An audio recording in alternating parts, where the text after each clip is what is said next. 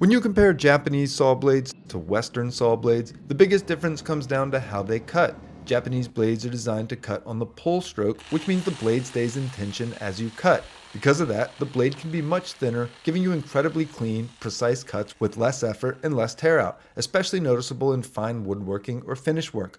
On the other hand, Western blades cut on the push stroke. That requires a thicker, more rigid blade so it doesn't bend or buckle under pressure. The result is a more aggressive, durable cutting style that's great for faster cuts, rough framing, or job site work where precision isn't the top priority. Tooth design plays a big role too. Japanese blades typically have impulse-hardened teeth that stay sharp longer but aren't meant to be resharpened, while many Western blades can be resharpened and are built for long-term reuse. So if you're after smooth, controlled, ultra-clean cuts, Japanese blades are hard to beat. But if you need something tougher that can handle abuse and heavier cutting, Western blades still hold their ground. Hope this was helpful. Hope this was interesting. Reach out anytime with questions or concerns, and have a great day.